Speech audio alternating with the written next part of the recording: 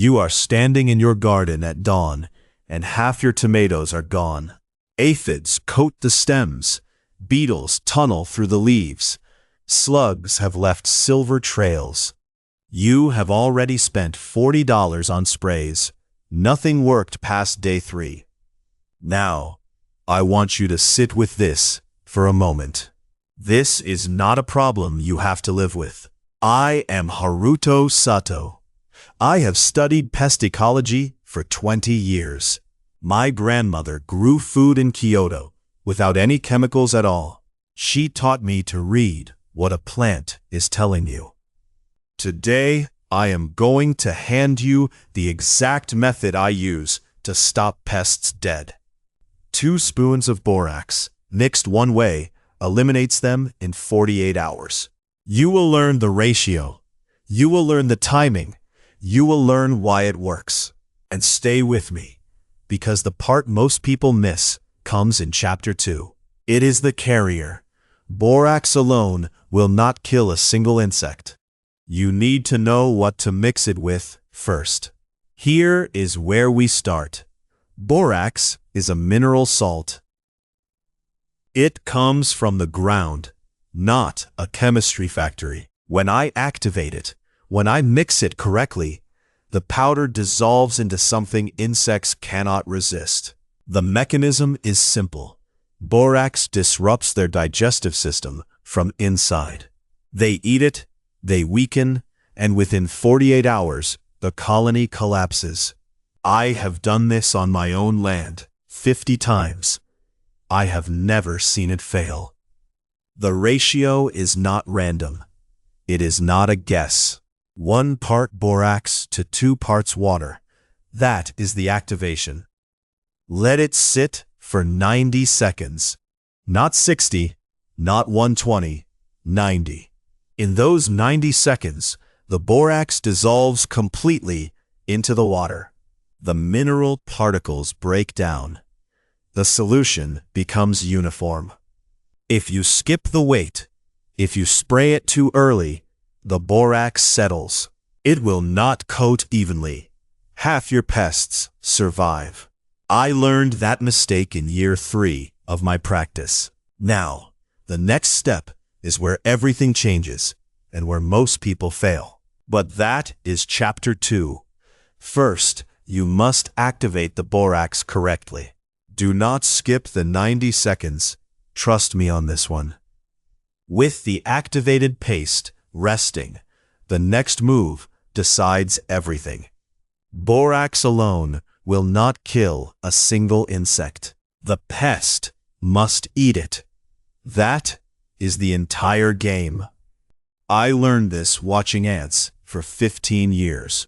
A worker ant touches borax powder and nothing happens. It walks away. The colony ignores it. But add sugar water to that borax, and the ant stops.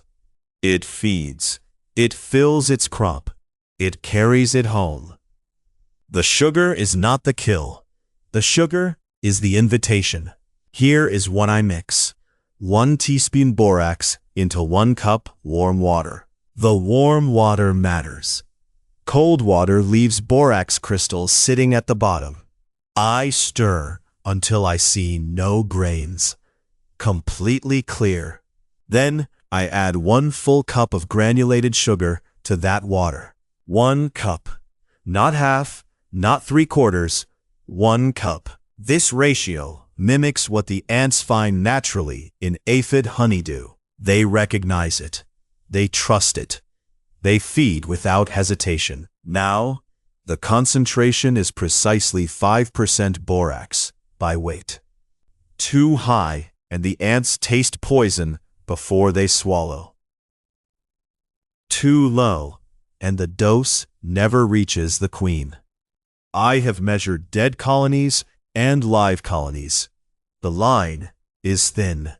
This formula kills 1,000 ants in a single yard. But it only works if the worker lives long enough to go home. Borax is slow.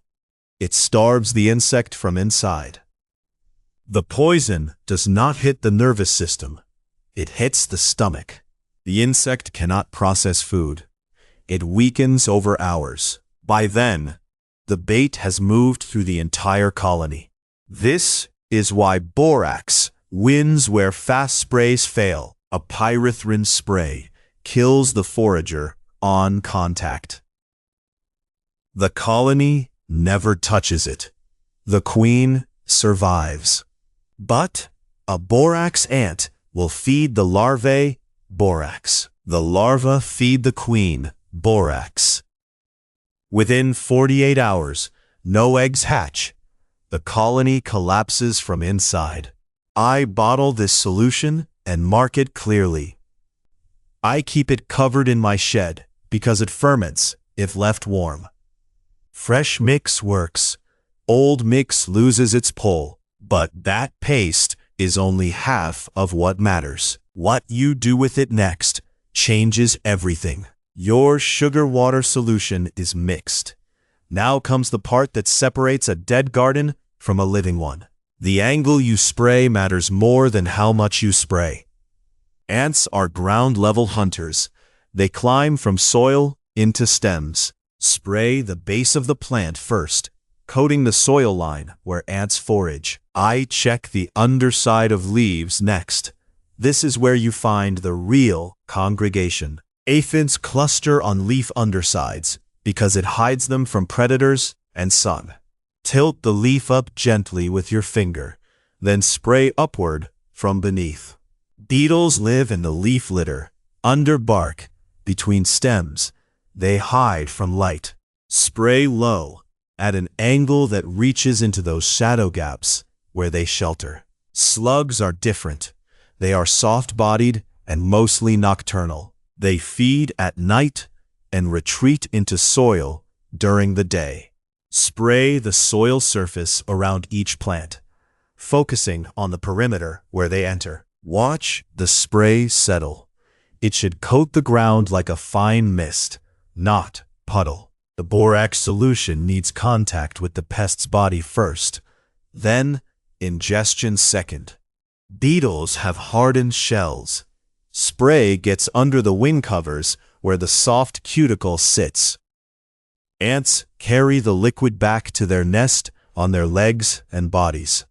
Aphids draw it in through their piercing mouthparts as they feed. Now, here is where patience matters. Do not spray during heat. I apply in early morning or late afternoon, when pests are most active and temperatures are below 70 degrees. Heat breaks down the borax solution. Cool conditions keep it stable for hours. By sunset, the pests have carried the bait into their systems. By tomorrow morning, the first workers begin to fail. They move slower, feed less. Within 24 hours, a whole ant colony starts to collapse from the inside. But the spray alone is not the finish line here. What happens after it dries is where the real barrier forms. That is the step most people skip, and it costs them everything come spring. The spray dries in 4 to 6 hours, and that is when most people think the job is done. Here is where the method I use separates from every shortcut you have seen. I reach for a container of pure borax powder, nothing mixed in, just the mineral itself. A single, light dusting around the soil line, about 2 inches from the plant stem. Not heavy, not a mound, a visible line, like ash from a cigarette. Now, I need to tell you something I have learned in 20 years of testing this. The powder does not create a physical barrier that insects cannot cross. That is not how soil works. Here is what actually happens, and this is the honest part. Borax persists in soil for many months, sometimes longer, because boron does not evaporate. Any moisture, rain, irrigation, morning dew, begins to dissolve that powder and move it downward. As it moves, it reaches the root zone, where new seedlings or regenerating growth would emerge. Boron interferes with how plants build cell walls and how seeds germinate. At the right concentration, this interrupts the life cycle of pests that lay eggs in soil or pupate there. Beetle larvae, slug eggs, dormant ant colonies. The boron affects their life cycle, not just adult feeding. But I have to be honest with you about this one. Boron accumulates. If you repeat this every season for years without testing your soil, you can poison it. I have seen gardens go infertile from overuse of this exact step. So this works best as a single-season intervention, not a perpetual habit. One dusting in spring after the spray cures. Then you watch and you rotate your beds. Now, look at what we have walked through together. Activation, carrier, angle, and soil persistence. 4 named steps, each one a mechanism, each one backed by 20 years of my own repetition. Go to your garden. Spray your pest, wait the 48 hours, then dust the line. Watch which plants recover and which do not. That is your soil speaking to you. I read every comment you leave. Tell me what you found when you looked at the soil line. What did the pests do that surprised you?